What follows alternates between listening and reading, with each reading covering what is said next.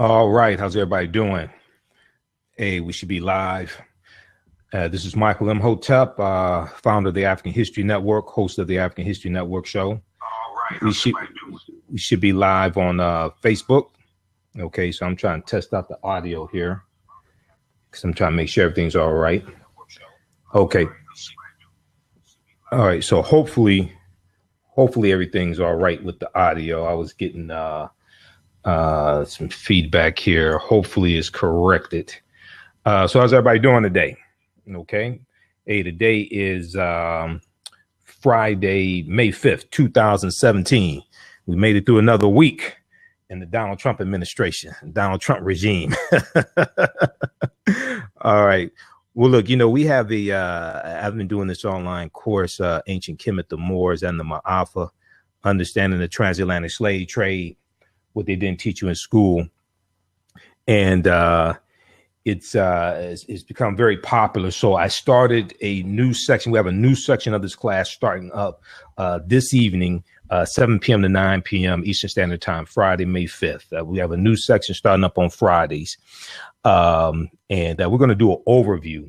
We're going to do an overview of this live online course. Okay. So we have people checking in. I got Terrence and Wanda. And, I talked a little bit last night about the bill that passed the House of Representatives, the repeal of the Affordable Health Care Act. And what the Republicans are doing. I mean, this bill is just terrible. They didn't wait for the CBO to come out. The report from the Congressional Budget Office. They're trying to hurry up and push this through. They wanted to go on break, number one. Number two, they're trying to deal with this huge tax cut. It's not tax reform. It's a huge tax cut. OK, and it's going to give a huge tax break to the top 1%. So, I mean, this is just devastating. But this is an example of how elections have consequences. Fortunately, it has to go through the Senate, and there will be major changes probably in the Senate if it doesn't just get totally rejected in the U.S. Senate. But what I want to do is I'm going to do an overview, a free overview of our online course, Ancient Kemet, the Moors, and the Maafa. Ancient Kemet, the Moors, and the Maafa. Understanding the transatlantic slave trade, what they didn't teach you in school. Understanding the transatlantic slave trade, what they didn't teach you in school. Okay. And this is an online course that I teach. We have a new section starting up tonight, Friday, May 5th, 7 p.m. to 9 p.m. Eastern Standard Time. This is a 10-hour, 5-week course. It's 2 hours each. Sometimes we go a little bit over, so you get some extra. But we do it live. You can tune in from around the world. All the sessions are recorded, so anything that you miss, you can go back and watch it over and over again. Okay. And I do a PowerPoint presentation. We have references from books, video clips, articles, everything. The discovery that was revealed last week, April 26th, coming out of San Diego, about the mastodon skeleton dating back 130,000 years ago. We dealt with that extensively in our class last week, Thursday, because it also points to an African presence in the United States going back at least 130,000 years ago. Okay. And I dealt with information from Dr. David Imhotep. The first Americans were Africans, documented evidence as well. Okay. So I'm going to turn on the screen share here. Okay. We see it here. We're going to blow this up. How's everybody doing today? Once again, now you all don't get in trouble at work watching this type of information. Okay. We don't want anybody get fired from work watching what I'm about to say. All right. We just posted the information here on the thread, how you can register for this course and get more information. The course is only $40. We do it live. You can ask questions during the course. All the sessions are recorded. We have a new section of the class starting up tonight, 7 p.m. Eastern Standard Time. Class session number one. So you can start from the beginning.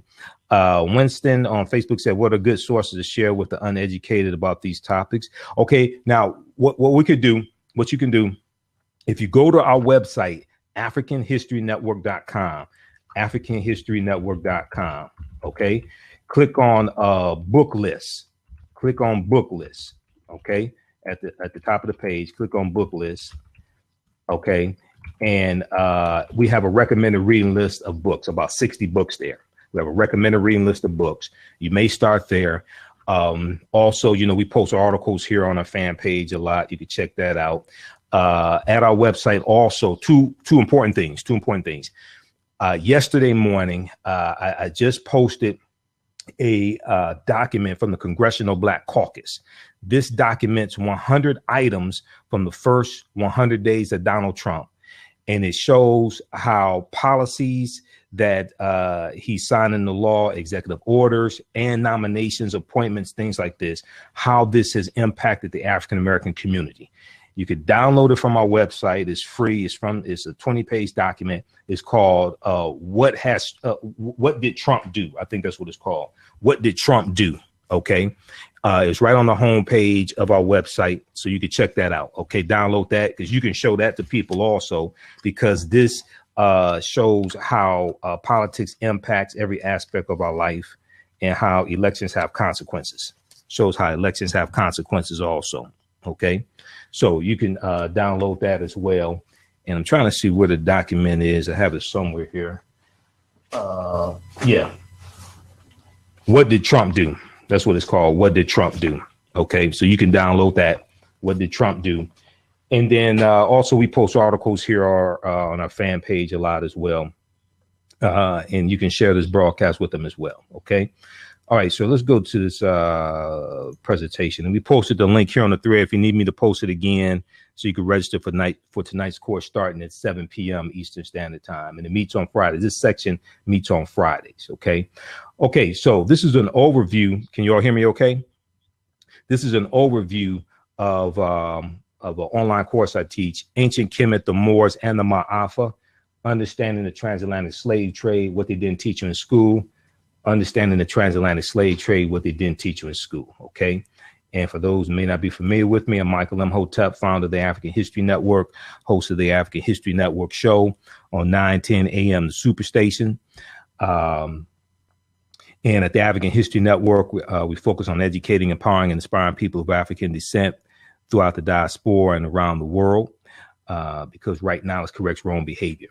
If you want to bring me in to do a presentation for your group or organization, you can email me at info@africanhistorynetwork.com, info@africanhistorynetwork.com. Okay. All right. Let's continue here. Now, this online course came out of a lecture I did back in 2014, January 24th, 2014.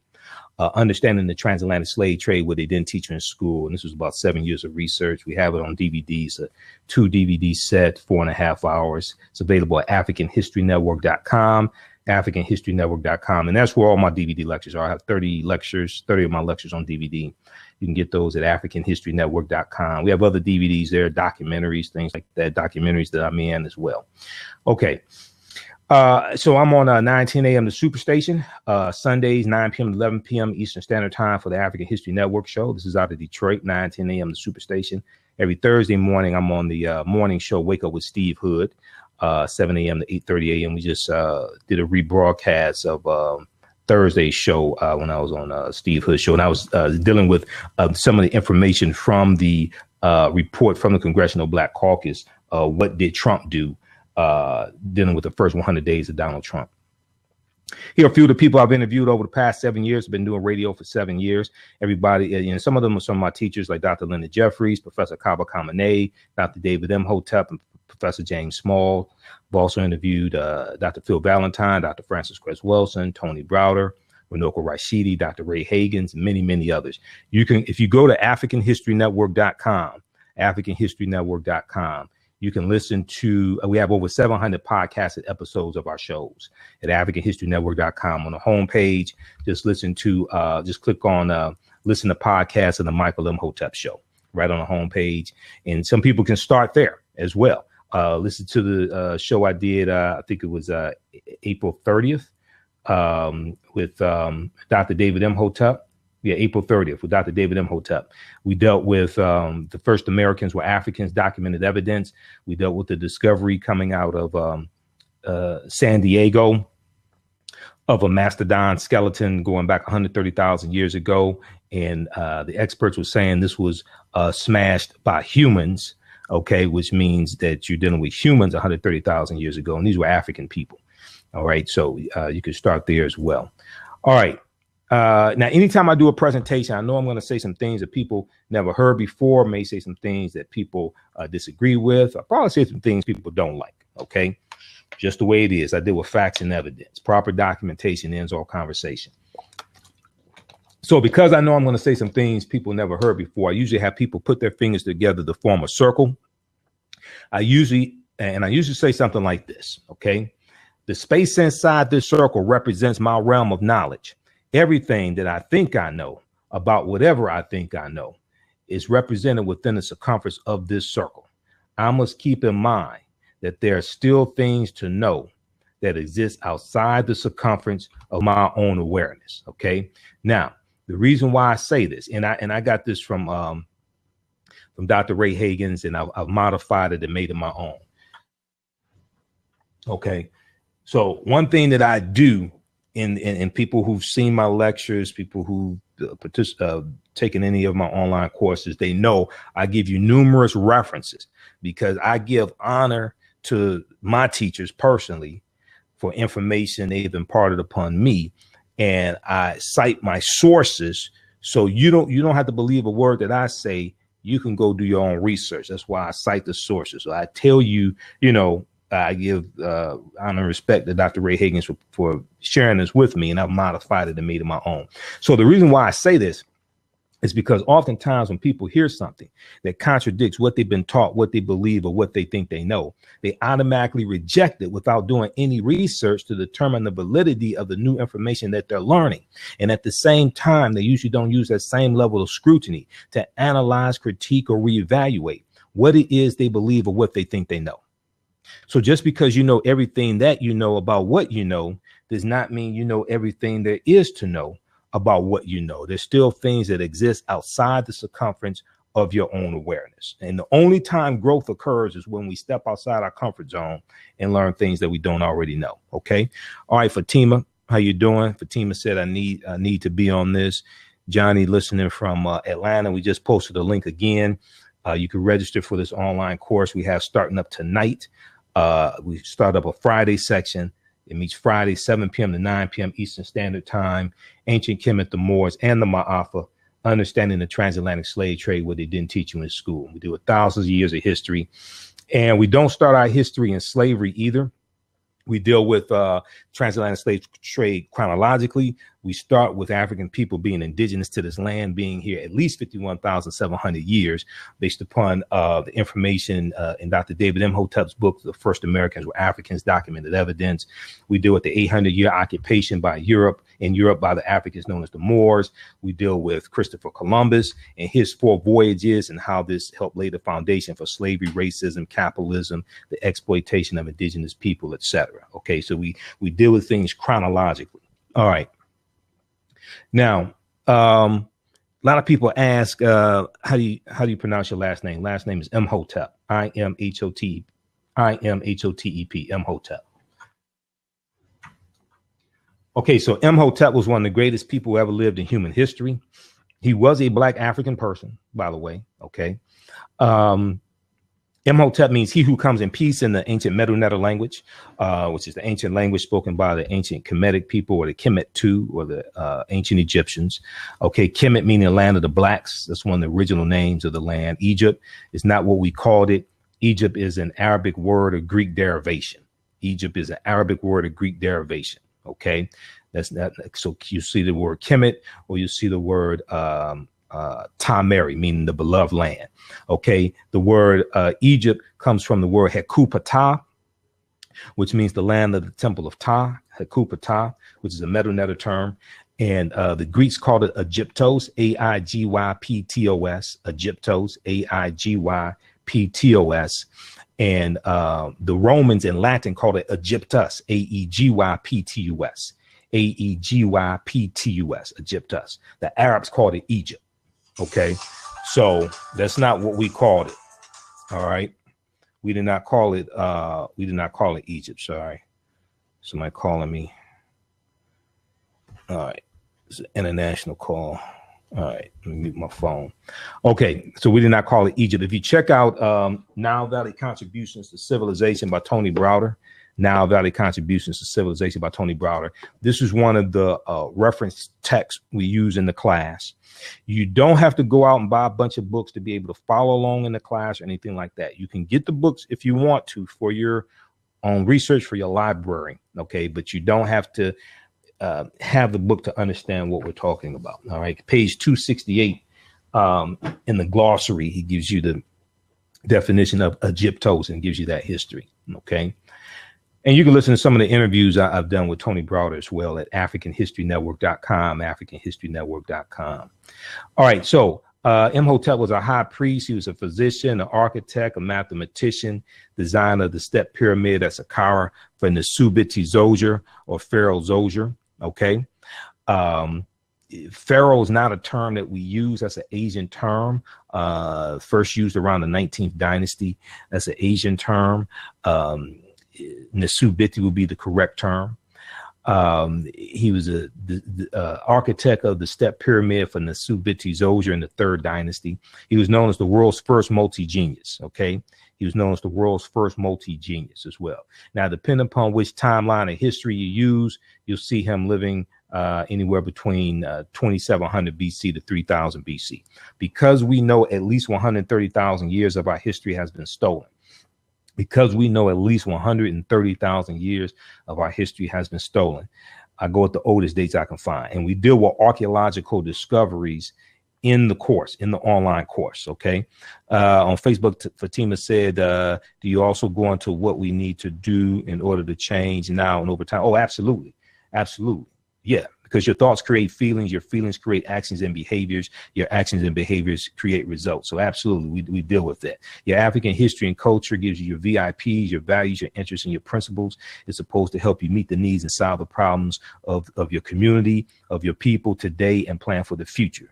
That your history and culture is not designed for you to try to metaphysically transport yourself back to 3000 BC in ancient Kemet, so you don't have to meet the needs and solve the problems of the community and the people today. That's not what it is. It's not what it's for. So absolutely, we deal with that in the course. Okay, Angelic Jackson tuning in from Miami, Florida. Okay, all right, let's continue. Okay, so this is Imhotep, and here are a couple of statues of Imhotep. Okay, a couple of popular depictions of Imhotep. So this is Imhotep, and this is not Imhotep. In the 2001 blockbuster movie, The Mummy Returns, this was the sequel to the movie The Mummy. Okay, the villain's name was Imhotep in this movie. All right. So consequently, many of our children think that one of our greatest ancestors was evil and not of African descent. So this is a continuing of the theft of African culture. So in this movie, actor Arnold Vosloo is a high priest in ancient Egypt in the movie, and he's a villain named Imhotep. Okay, so you have a theft of African history and culture, and you know, African people have already been taught. Many of us have already been taught to hate Egypt because of the Bible and because of the story of quote unquote Pharaoh and Moses. They, in the story originally, they didn't tell you which Pharaoh they were talking about, because Pharaoh is not a name, that's a title.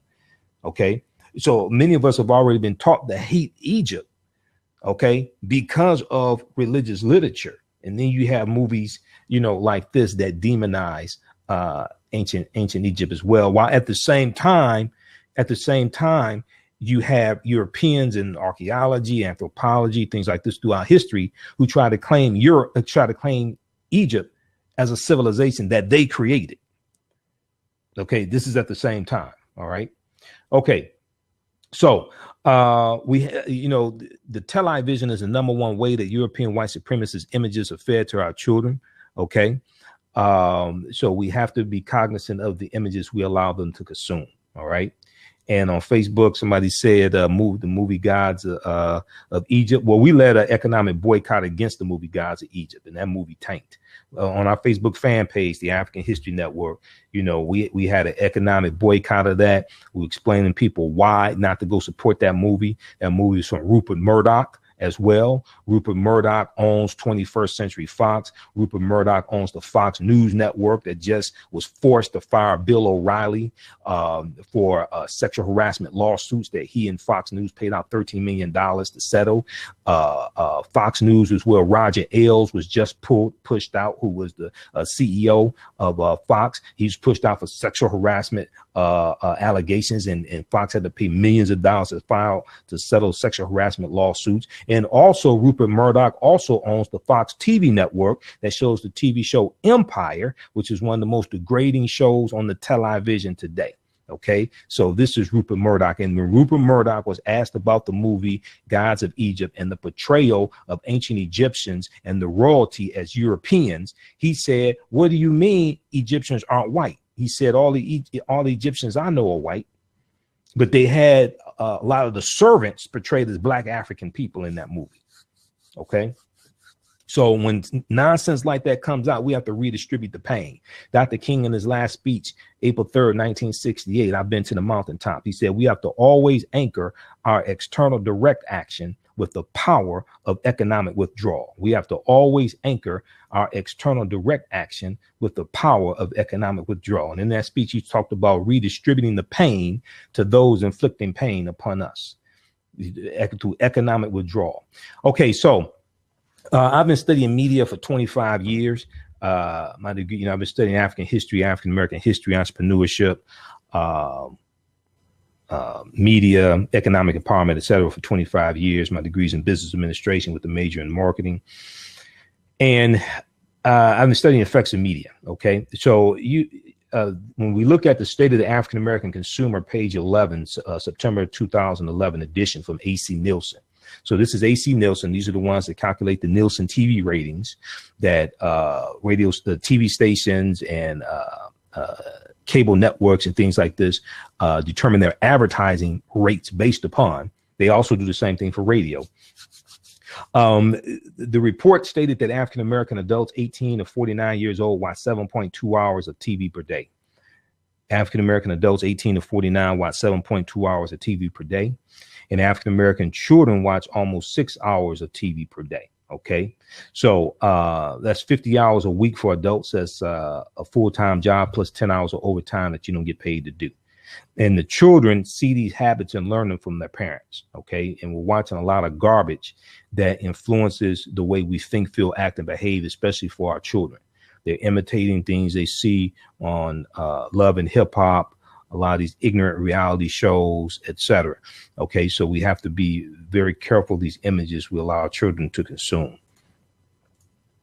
All right, now there was a study that came out in 2012, and this is why African history and culture is so important, because it's your history and culture that gives you your VIPs, and your culture acts as an immune system that helps prevent other entities from coming in and attacking you. Okay. And the history and culture also goes to the self-esteem. Dr. Leonard Jeffries is one of my teachers. He says that whoever controls the images controls the self-esteem, the self-development, and the self-worth of a people. Whoever controls the history controls the vision. Okay. Okay. So Dan said, found it on Facebook. What did you find, Dan? All right. So this article here from blackamericaweb.com, June 14, 2012.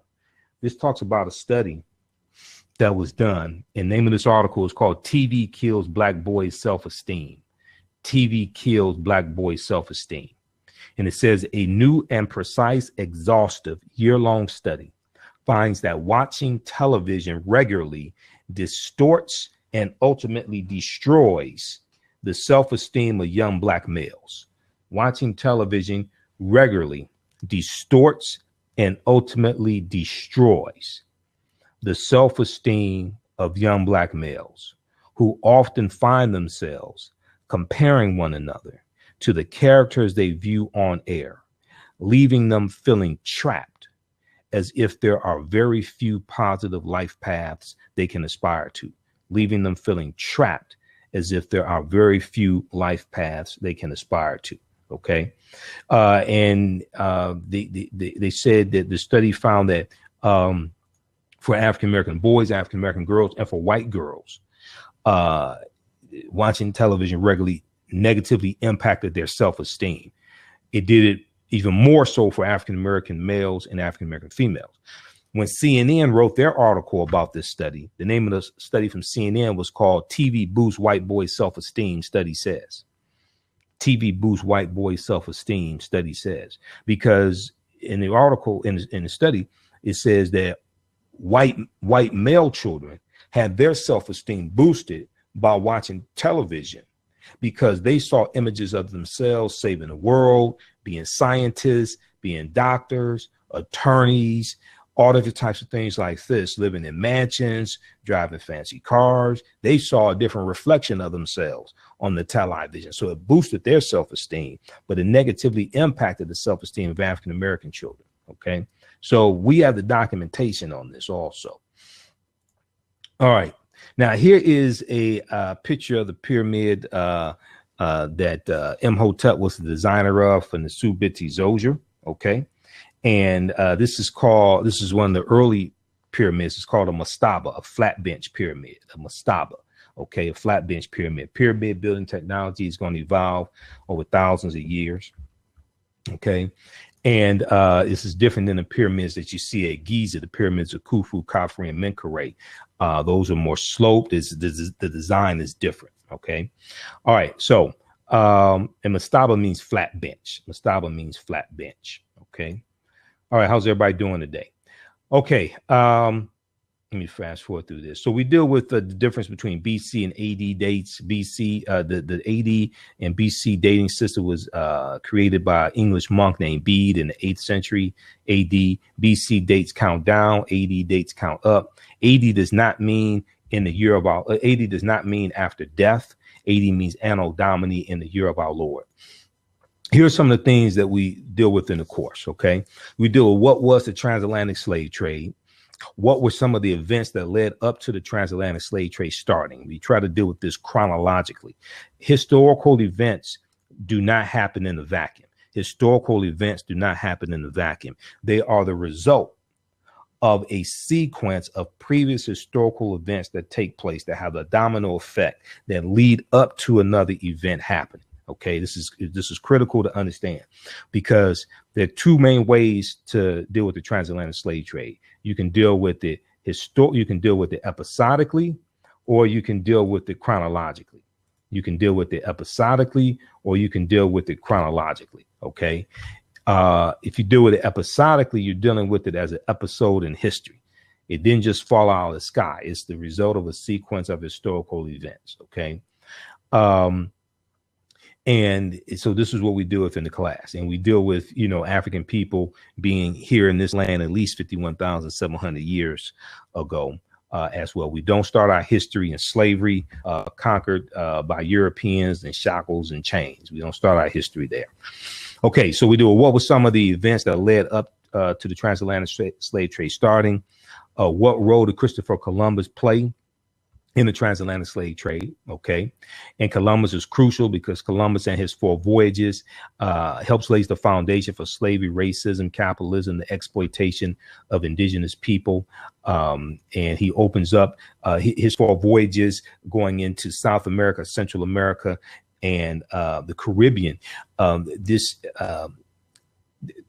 This opens up the so-called New World for these other European nations to come in and fight over this new land and oppress the people, enslave the people, extract mineral wealth out of the land, gold and silver, all different types of things like this, and set up plantations in Jamaica, Haiti, Puerto Rico, Cuba, Panama, things like this. And these European nations are coming out of the Dark Ages. They're trying to rebuild Europe. They've lost between one quarter to 1/3 of their population because of the Black Death, the bubonic plague that hits in 1347 AD and hits in spurts from 1347 to 1400. They're trying to rebuild their respective countries as well. So we deal with a chronology of history leading up to the transatlantic slave trade. And it's the Africans known as the Moors who are taking teachings into Europe, coming from ancient Kemet, coming from the ancient Egyptian mystery system that brings Europe out of the Dark Ages. Okay, so we deal with a chronology of this history. To understand the transatlantic slave trade, you have to understand August 3rd, 1492, with Columbus setting sail on his 4 voyages, starting on the Nina, the Pinta, and the Santa Maria. To understand that, you have to understand January 2nd, 1492, when the Moors lose their control of their last stronghold in Spain, which was Grenada. To understand that, you have to understand 711 AD, with the Moors going in, fighting the Vandals and the Visigoths, and having an 800-year occupation of Europe. And they go all throughout Europe, and they also intermix into the population as well. These African men intermix and have sex with white women, have offspring as well. They intermix, and they're in the bloodlines of Europeans also. Okay, so you have, this is a complex history, so we take you throughout a lot of this history. We deal with, when did Africans first come to the U.S. as slaves? Because we were here even enslaved 100 years almost before August 20th, 1619 in Jamestown, Virginia. We were here enslaved almost 100 years before that also. Did Africans sell themselves into slavery? So we deal with that complicated history, because oftentimes when people like Dr. Henry Louis Gates Jr. tells the story, oftentimes they put the majority of the blame on African people, and that's just not the case. We deal with the cultural servitude system that existed. We deal with how the chattel slavery that Europeans created, coming out of their feudalistic system, which existed from the 9th century to the 14th century, how that differed from other forms of quote unquote slavery, how it was totally different what was inflicted upon African people. And we dealt with who really controlled the slave trade, who owned the insurance companies, who owned the shipbuilding companies, who had the asiento, okay, in the Spanish colonies. When you actually study this, it's clear who controlled the slave trade. It was not African people.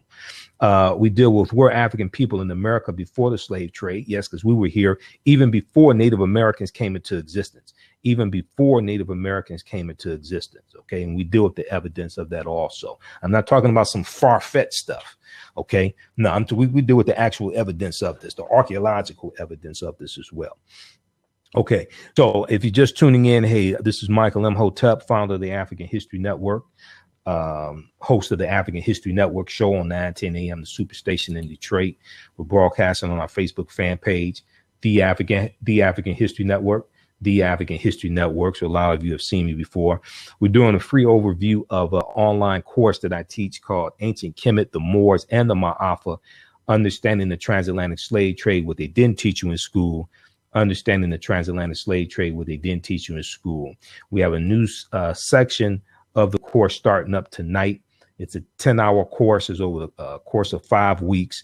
It meets on Fridays, 7 p.m. to 9 p.m. Eastern Standard Time, 7 p.m. to 9 p.m. Eastern Standard Time. Session number 1 starts tonight, 7 p.m. We just posted the information here on the thread. You could register for this online course. It's only $40 for the entire online course. We do the course live and we record it. So if you miss any of it, you can go back and watch it over and over again. That's not a problem. As soon as you register, there's 8 hours of bonus content for you to start watching. As soon as you register, there's 8 hours of bonus content for you to start watching. We posted the information here on the thread. We also have it at our website, AfricanHistoryNetwork.com, AfricanHistoryNetwork.com. Okay. You can also register there, AfricanHistoryNetwork.com. All right. How's everybody doing today? Okay. I know some people are at work. Okay, Dan, you found it at the CBC website. Yeah, I looked, I checked the CBC. I was trying to go to the CBC website yesterday, and the site was not coming up. I found out about the document from the Congressional Black Caucus. The second one, I found out about this one from an article from NBCnews.com. And I didn't know they had it at the CBC website. So I put it at our website because everybody needs to check this out and download it. Okay. It's called What Did Trump Do? What Did Trump Do the First 100 Days? We have it at our website, AfricanHistoryNetwork.com. Right on the homepage. You can download it as a free document. Okay. And this deals with how the policies, the appointments, nominations of Donald Trump have impacted the African-American community for the past 100 days. Okay. Let's continue. How's everybody doing today? All right. Let's continue. And share this broadcast on your own Facebook page. Invite your friends to tune in also. Okay. All right. let's go back here. We'll be here a little while longer. All right. Okay, so some of the other things we deal with, the 800-year occupation of Europe by the Africans known as the Moors, and what the Moors introduced into Europe, the science, the mathematics, the algebra. They introduced spherical globes, almanacs, nautical instruments. They reintroduced the concept of longitude and latitude. A lot of your early universities in Europe, like University of Toledo, University of Barcelona, University of Bologna, Oxford University, things like this. A lot of your early universities in Europe were built to study, they were created to study the Moorish science texts, to study the teachings that the Moors took into Europe. Okay. We deal with shocking archaeological discoveries that are causing experts to rethink everything. When a lot of these discoveries take place, it's causing archaeologists and scientists, anthropologists to have to rethink everything. They keep having to push dates back. There were 3 big archaeological discoveries that came out in April, and we deal with this in the class. You had the one coming out of San Diego, but you had 2 coming out of Egypt as well. Okay, so we deal with archaeological studies, because a lot of these archaeological studies are happening all the time. Okay. The one from coming out of San Diego about the mastodon skeleton dating back 130,000 years ago, all the major news outlets carried that. Everybody from NBC News, Washington Post, New York Times, CNN. You had Scientific American, National Geographic, Seeker.com, which is the Discovery Channel's website, Los Angeles Times, Wired.com. All of these, they carried this story. This was a huge story that turned the archaeological world upside down. Turned the archaeological world upside down. Okay.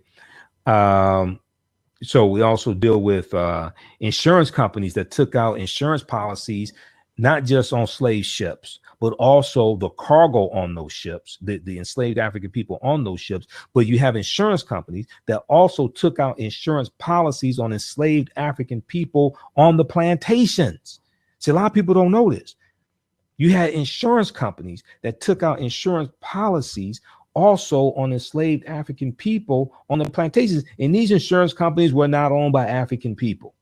Okay. Now, there were at least 262 skills, trades, and crafts that African people had in this country from 1619 up until 1865. There are at least 262 skills, trades, and crafts. All right.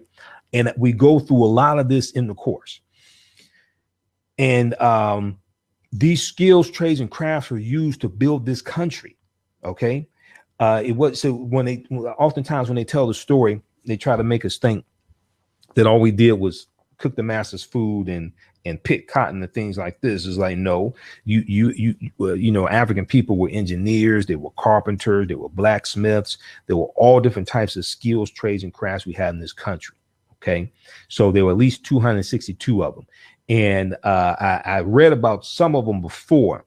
But at the Charles H. Wright Museum of African American History in Detroit, they have, when you go through the main exhibit, they have a huge display called The Other Slaves. And it talks about the skills, trades, and crafts that we had in this country. And it's from the book, The Other Slaves by James Newton, came out in 1978.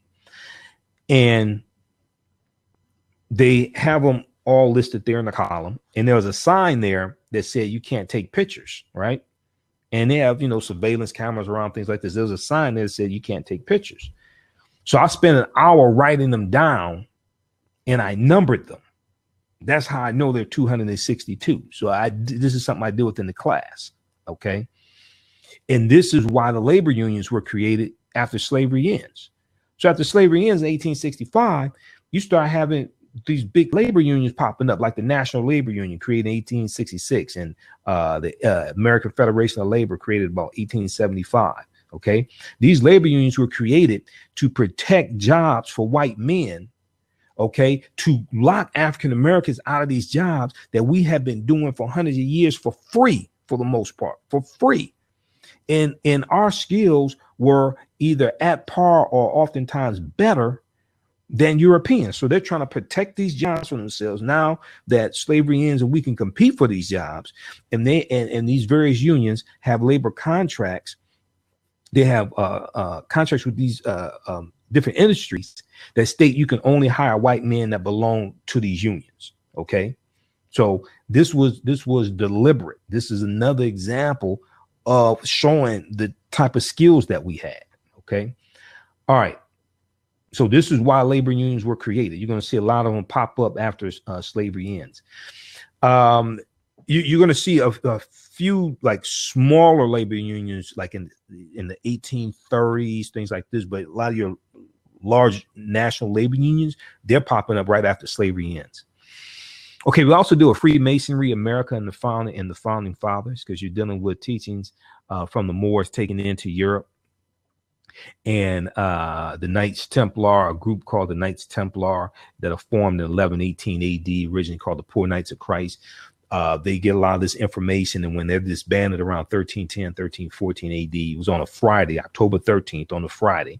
This was said to be the day that the knowledge stopped. This was one of the reasons why some people fear Friday the 13th, okay, because this was said to be the day that the knowledge stopped.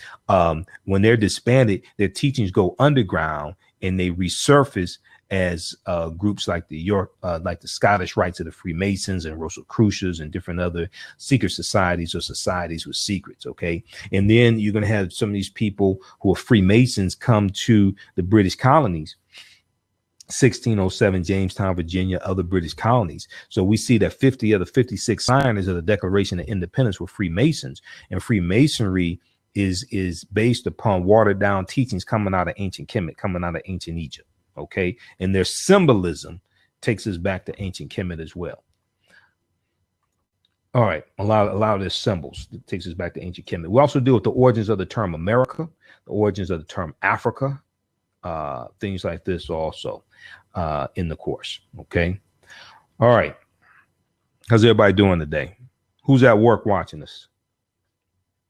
Some other things we deal with are the problem with slave movies, and why are we bombarded with slave movies and a slave television show?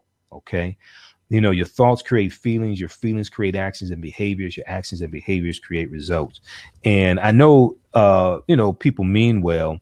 John Legend with the TV show Underground.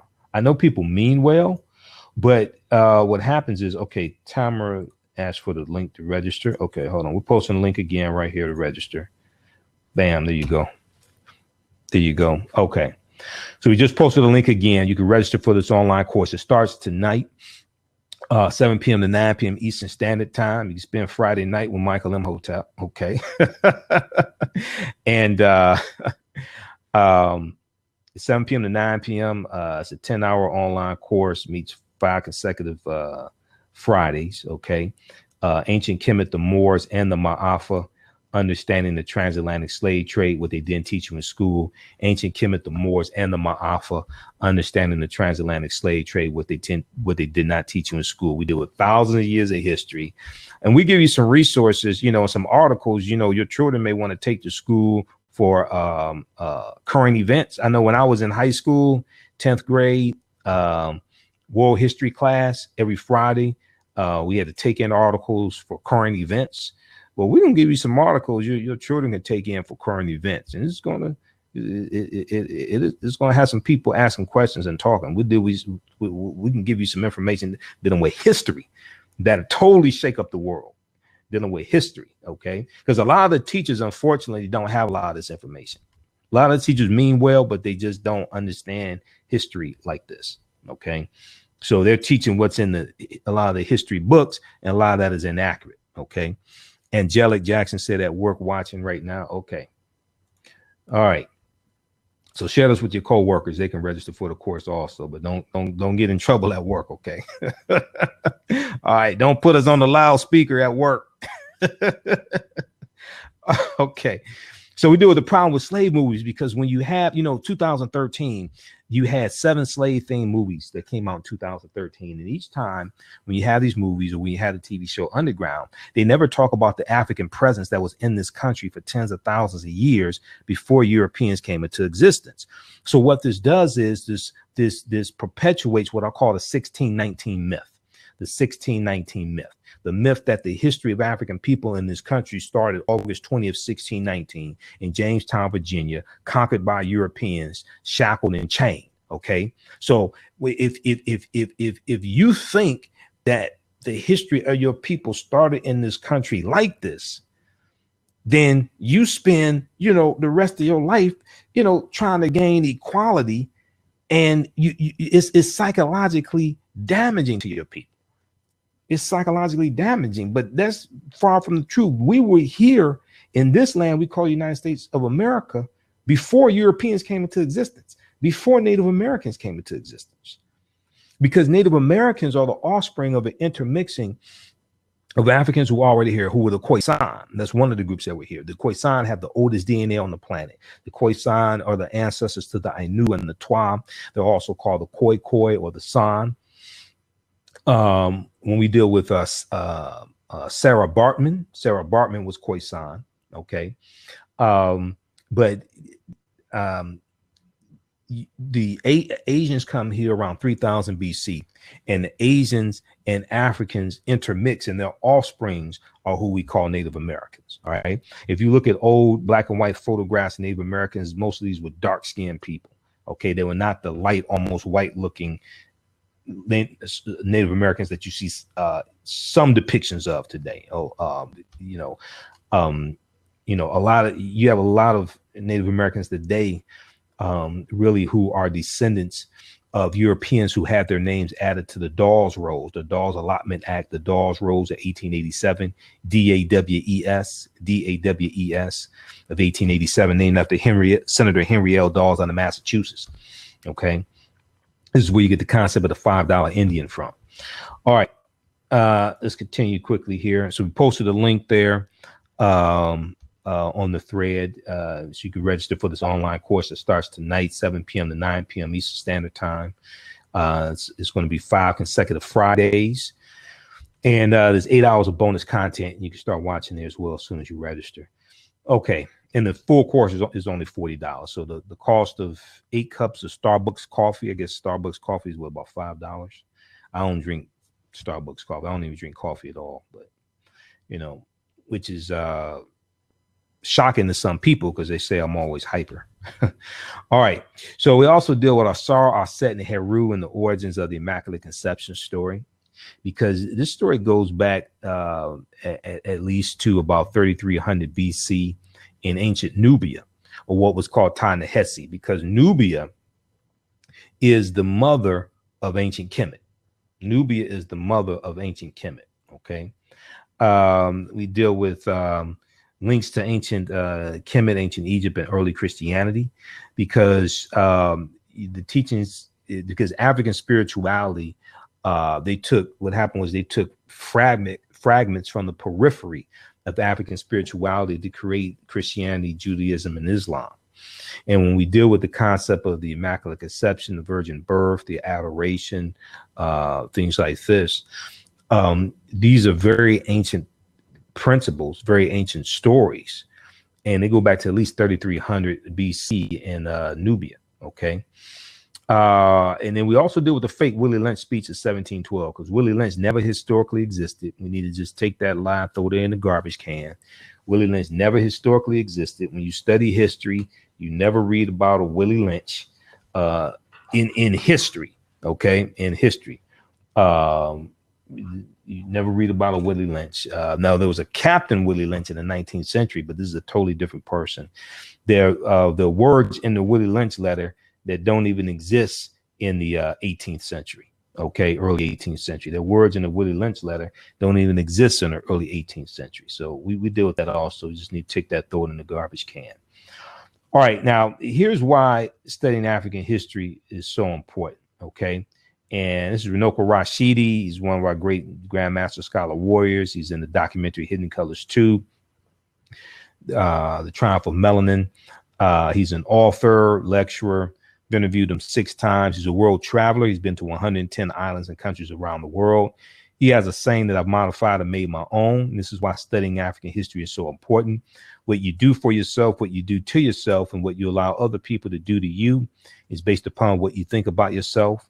What you think about yourself is based upon what you have been taught about yourself. What you have been taught about yourself is based upon everything you've read, heard, and seen about yourself. Okay. This is why studying African history and culture is so important. It gives you your VIPs, your foundation, your values, your interests, and your principles. And what you do for yourself, what you do to yourself, what you allow other people to do to you and get away with is based upon what you think about yourself. So if you think that you are N-word, okay, if you think that you are a bitch or a hoe or something like this, if you think that you are all these other derogatory terms, a hood rat or what have you, you will act accordingly, and you will allow people to treat you based upon the labels, the pejorative, degenerative, negative labels that are put on you.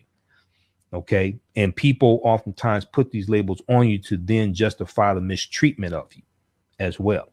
This deals with the cognitive dissonance that Dr. Joy DeGruy talked about in post-traumatic slave syndrome. And that's one of the texts that we use excerpts of in the course, also in the online course as well. Okay. So take a look at this for a quick minute here.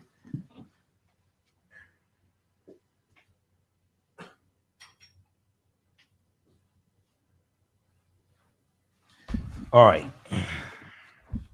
So let's continue. Okay. And, in the course, we deal with Richard Pryor in 1977. He had a short-lived TV show, and he dealt with, he did a skit. He only had 4 episodes, okay? He did a skit where he was in Egypt in 1909. He was on an archaeological dig, and he goes into one of the temples, and he discovers the Book of Life. The Book of Life, or what was called the Pert M. Heru, the Book of Coming Forth by Day. E.A. Wallace Budge and other Europeans called it the Egyptian Book of the Dead, but that's not what we called it. And in the Book of Life, he's reading all this history, and he says, we discovered, the African people discovered the music and the science and the dance and the arts, and we're doing brain surgery in 3 BC. And he says, there's nothing in this book about white. He said, this is all about us. He said, I got to get this book out of here. He said, the brothers back home are not going to believe this. He said, this book will change history. Civilizations will be changed. I have to get this book out of here. So then the leader of archaeological dig realizes he's waking up and backs up, and they leave out, and they said, there's nothing to see here. Get the bulldozers. Let's bulldoze this. So this is showing how white supremacy has tried to distort and hide and steal the history of African people, and to keep it from coming to the surface. And oftentimes when it comes to the surface, it gets attacked by white supremacy, because the truth and the lie can't coexist in the same space. Okay. The truth and the lie can't coexist in the same space. And white supremacy is a false concept that has real consequences and repercussions. White supremacy is a false concept that has real consequences and repercussions. Okay. So this is an example of what happened to our history and why we have to reclaim it as well. Every ethnic group in America, for the most part, they have their history and culture intact, and they use it to fight for scarce wealth, power, and resources. They use it to fight for scarce wealth, power, and resources. And every ethnic group in America, for the most part, also the largest employees of their own people, except for African Americans as well. And this is because the foundation, the foundation is not there, the African history and culture, which gives you your VIPs, your values, your interests, and your principles. Okay. All right. So Malcolm's one of my heroes. And if you look behind me, you see a picture of Malcolm X. Also, we have the pictures of Muhammad Ali, another one of my heroes. Well, Malcolm taught us a lot of things, and Malcolm taught us about the media. Okay. He taught us about the media, and he said the media is the most powerful entity on earth. They have the ability to make the guilty innocent and the innocent guilty, and that's power because they control the minds of the masses. The media is the most powerful entity on earth. They have the ability to make the guilty innocent and the innocent guilty. And that's power because they control the minds of the masses. Okay. And this is why it's so important for African Americans to support our own media. Number one, to have more media outlets. We control only 1/35,000th of the media outlets, the radio stations, the TV stations today. About 12,000 radio stations. We own about 75 of them, 75 or 80. This is why it's important for us to support things like yourblackworld.net, Financial Juneteenth, blackden.com, theblackhomeschool.com, atlantablackstar.com. The also is African American owned. Byron Allen owns thegrio.com. I think it's even important to also support outlets that may be white owned but have a lot of African American content, because this is content that African American owned outlets like yourblackworld.net and atlantablackstar.com can write articles about. Number one. Number two, in those outlets like NBC News has NBC Black. They have NBC Black, they have NBC Latino, NBC Asian, these online platforms with articles pertaining to these communities. Because if NBC News didn't have any articles pertaining to African Americans, then we would be complaining they don't have any articles for us. But the other thing is that white people read NBC News and you want articles telling the truth about African Americans, things like this, issues pertaining to us. You want that information to get out as well. So it's not just important to have a News One. How could I forget newsone.com? Newsone.com, extremely important as well. We have TV One. We have News One now with Roland Martin on TV One. I know Roland's a friend of mine. I used to guest host Roland's national radio show a lot. He just ended his national radio show December 30th, 2016. So we have to support African American owned media, okay, especially media is putting out positive information. And this is one of the reasons why, we created the African History Network as well. So we post articles throughout the day, and we'll post articles dealing with news also, not just history. We'll post articles dealing with news, issues pertaining to the African American community. So it could be the healthcare vote that took place, okay, to repeal Obamacare in the House of Representatives. It's all the things going on with Donald Trump, because policy impacts every aspect of our lives. This is why at our website, AfricanHistoryNetwork.com, this is why I put the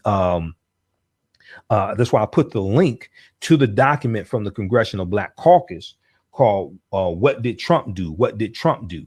The first 100 days dealing with Donald Trump, because this shows you how policies, executive orders, legislation, nominations, appointments, and changes in these different departments, okay, different agencies, how all this impacts African Americans on a daily basis. They have 100 different items they go through and show you, okay.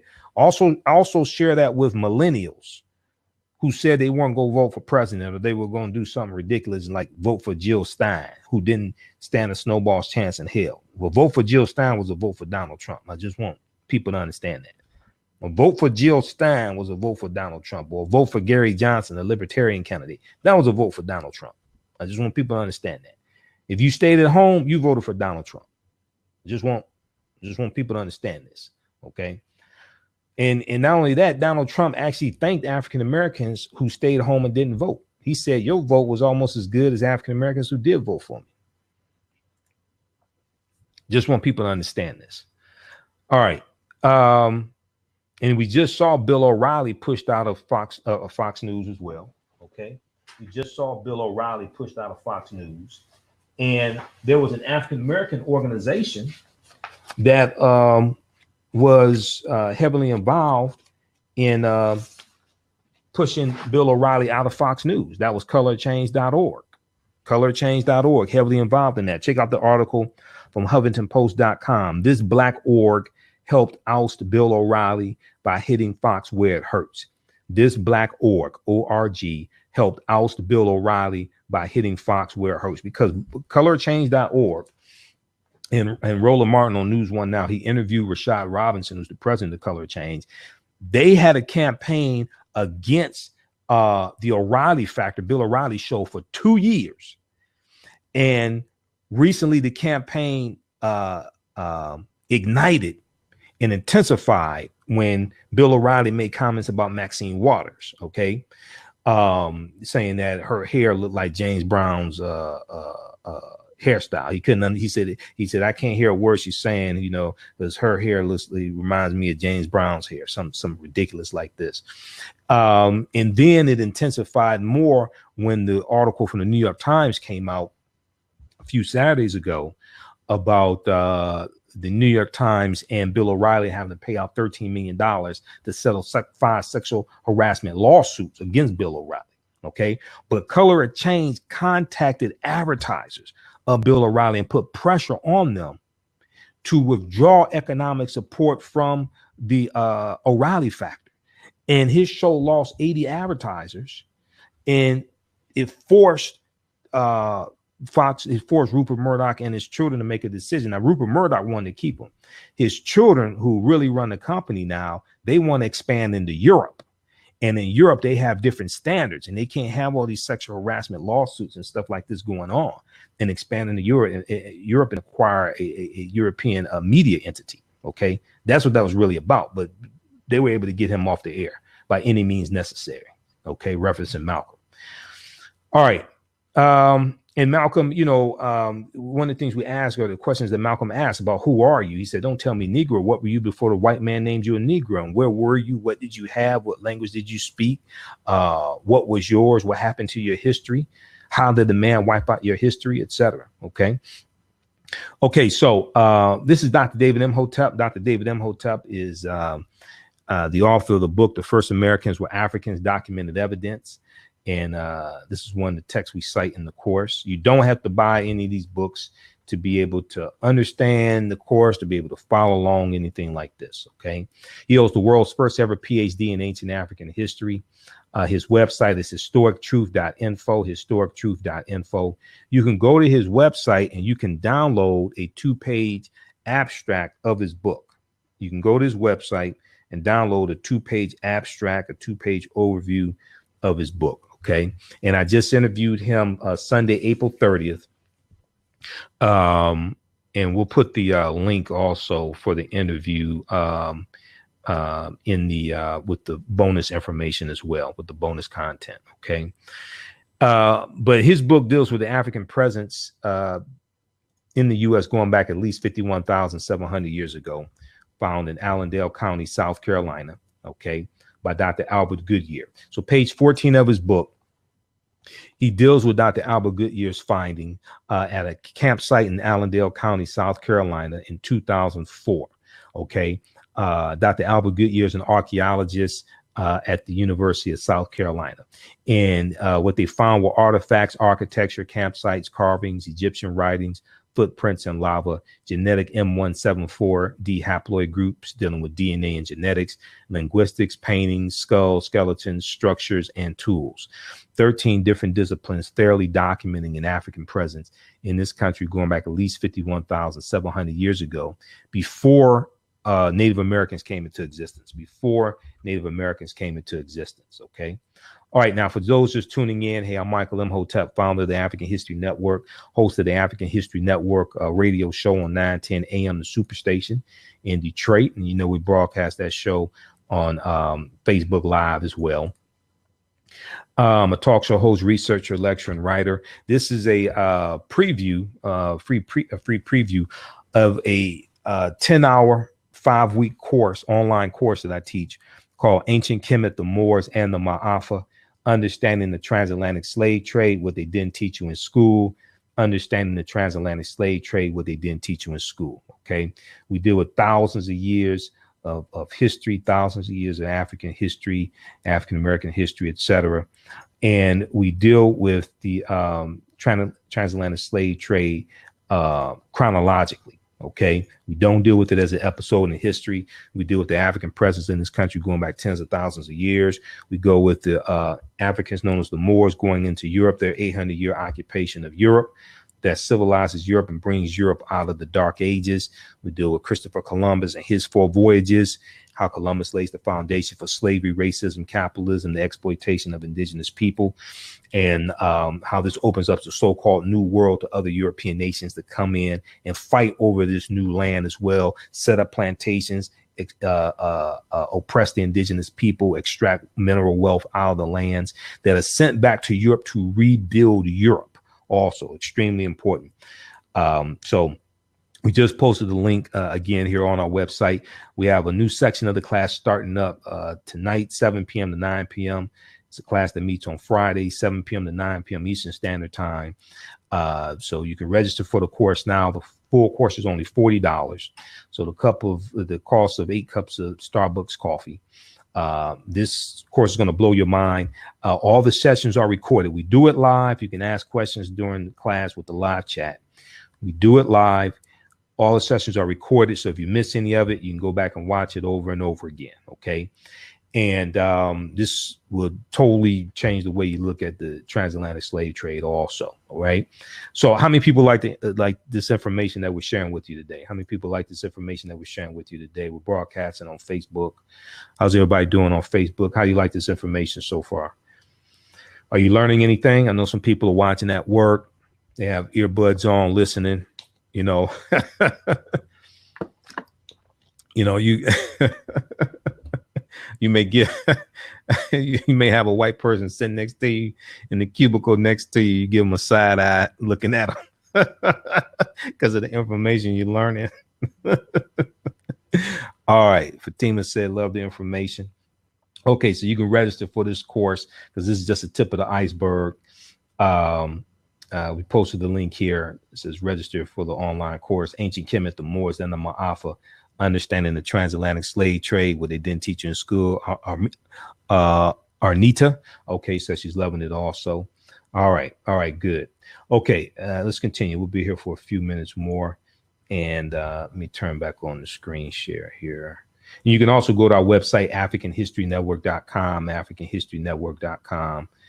You can register there as well at AfricanHistoryNetwork.com. Okay, so all right, so Dr. Albert Goodyear, okay, and Dr. David Imhotep cites his work in The First Americans Were Africans, Documented Evidence. Now, this is an article from ScienceDaily.com. ScienceDaily.com is a scientific journal website, ScienceDaily.com. They had an article from 2004, okay? Name of this article was New Evidence Puts Man in North America 50,000 years ago. New evidence puts man in North America 50,000 years ago. This is about Dr. Albert Goodyear's discovery. Okay. In the article, this is a synopsis of it. It says radiocarbon tests of carbonized plant remains where artifacts were unearthed last May along the Savannah River in Allendale County by University of South Carolina archaeologist Dr. Albert Goodyear indicate that sediments containing these artifacts are at least 50,000 years old, meaning that humans inhabited North America long before the last ice age,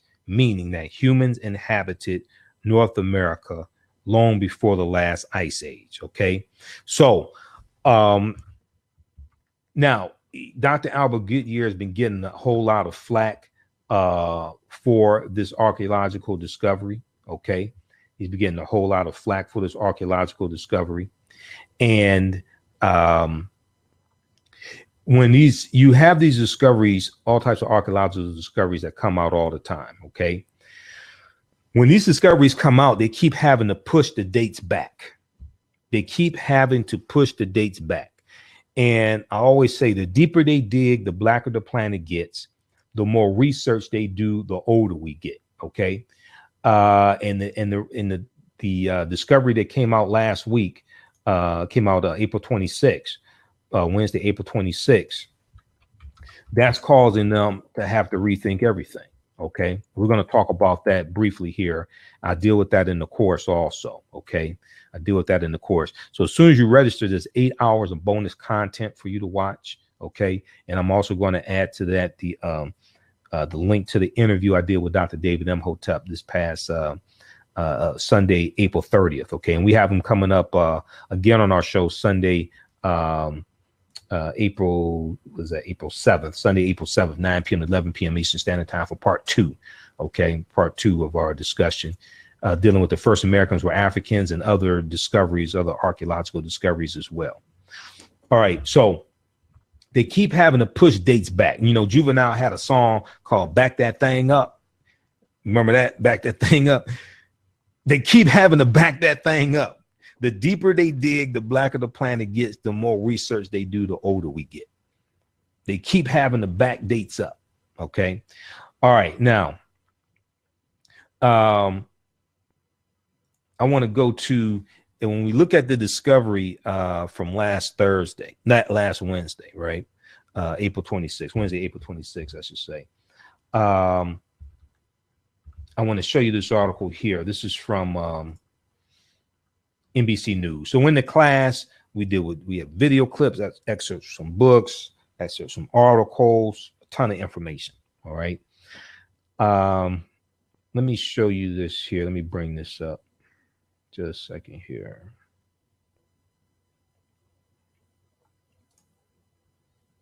I'm going to show you this article, and I need to flip over so you can see it. Okay. I'm going to show you this article from NBCnews.com. Okay. Just a second here. All right, here we go. All right, so this is an article from NBC News, April 26, 2017. This is about a huge discovery that was made in San Diego. And all the news outlets had stories about this. Mastodon bone findings could upend our understanding of human history. Mastodon bone findings could upend our understanding of human history. Okay. And in the article, it says paleontologists have dug up a 130,000-year-old mastodon skeleton that looks like it was smashed apart by humans. But they found it in America where people were not supposed to have arrived for another 100,000 years. Okay. And they're asking, how could this happen? It says the researchers say they think early humans may have come to America much, much earlier than anyone ever thought. They suggest that other scientists start looking for evidence of people and places they never bothered looking before. This right here is shaking up the archaeological world. This discovery right here is shaking up the archaeological world.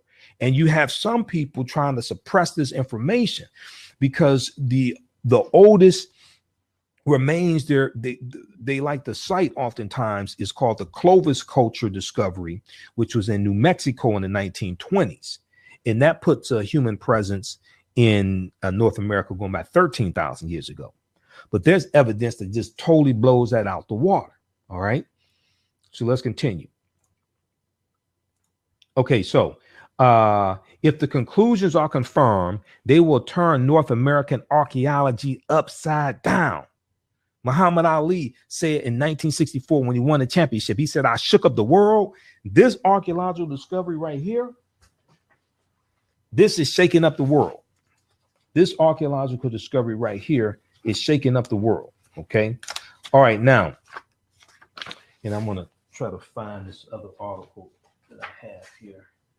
I have a ton of articles all over the place. Okay. So, you have Stephen Holland, who's with the Center for he's with the Center for American Paleolithic Research in South Dakota. So paleontologists are those who study dinosaur bones and dinosaur remains and study dinosaurs, things like this, right? Paleontology. Okay, so hold on, I'm trying to find this other article. This one from NBC I have printed up. And I think I was using this with the class the other night, this article with the class the other night. Okay, so he said that I know people will be skeptical of this because it is so surprising.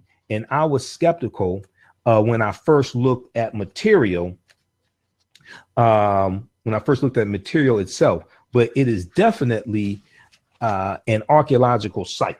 Okay, it's definitely an archaeological site. Now, this site includes a skeleton that looks like it was taken apart and broken with stone tools, which are left in place alongside the bones they smashed. One tusk appears to have been stuck upright into the ground. Okay, and here's another article you may want to check out. DNA links ancient Americans to their living descendants. DNA links ancient Americans to their living descendants. That's another article you may want to check out as well. Okay. All right. So now also in the article, they interview Dr. Albert Goodyear. Okay. And let me do the search here. So you all know, right? If you're on a website, you hit Control F. Control F is the search option, just like in Microsoft Word, right? You can search for keywords. You all know that, right? Just checking. If you don't, you can use it right now. Okay, so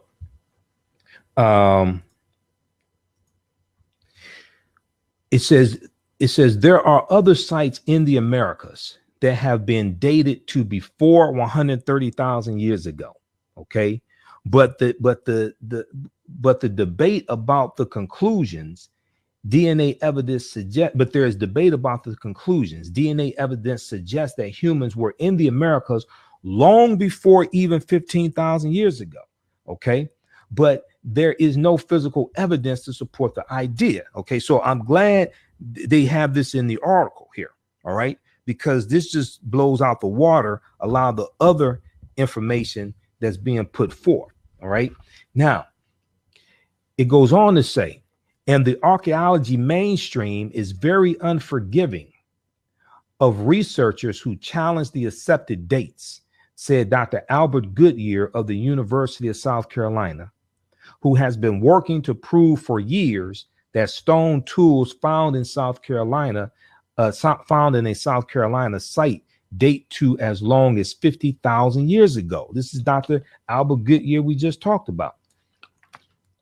So Dr. Albert Goodyear, who's an archaeologist at the University of South Carolina, he said there is a lot of ignorance and arrogance about just how little we know about the Western Hemisphere. Now, he was not involved in this discovery made in San Diego. He said these things are very controversial. Okay. Now, he's correct. There's a lot of ignorance and arrogance about just how little we know about the Western Hemisphere. Now, that ignorance and arrogance comes out of white supremacy and racism. That ignorance and arrogance comes out of white supremacy and racism because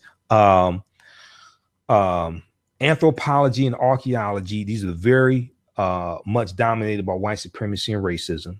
And when you have archaeological discoveries that totally shake things up and show that African people were here before Native Americans came into existence, we're here in this land we call the United States of America, before we came into existence, it would totally turn everything upside down. And African people will realize that we were here before the transatlantic slave trade started, and this was our land stolen from us. One of the names of this land was called Turtle Island. That's one of the names of this land, Turtle Island. This was our land stolen from us and stolen from indigenous, from Native Americans as well. Okay, but African people are the original Native Americans in more ways than one. Okay, so and we're gonna wrap up here in just a second here. So Dr. Albert Goodyear said these things are very controversial. He said, I think they've done their homework. noting that Stephen Holland, who's a paleontologist, is one of the world's leading experts on what mastodon bones look like when they are broken naturally versus when they are smashed open by humans. Dr. Albert Goodyear said, I think these sites are a wake-up call to the profession. I think these sites are a wake-up call to the profession. Okay, so this is causing them to have to rethink everything. This is causing them to have to rethink everything. And early in this article, once again, it said that they need to start looking for remains of humans in places that they never thought before. Okay, if we go back up here, let me see.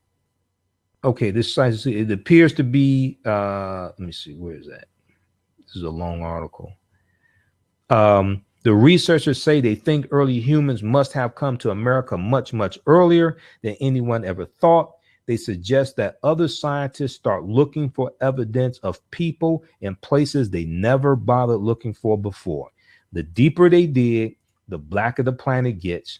The more research they do, the older we get. Okay. So these are some of the things we deal with in the course, and a lot more. We deal with other archaeological discoveries. There was one on the Greek island of Crete 130,000 years ago as well. We deal with a lot of history. We deal with why Christmas was on December 25th as well.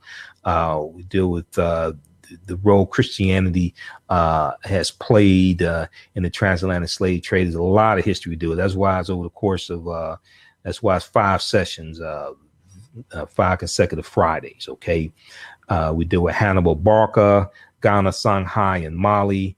There's a lot of information we deal with in the course. All right. Okay, so hey, I'm Michael Imhotep, founder of the African History Network. For those just tuning in, how's everybody doing? I know some people watching us at work. How's everybody doing? Share this broadcast on your own Facebook page. Share this broadcast on your own Facebook page. Be sure to join our Facebook page, the African History Network. The African History Network. We have information like this on a daily basis. And when I'm on the radio on 9:10 a.m. the Superstation, we always broadcast here on Facebook Live as well. We post articles throughout the day.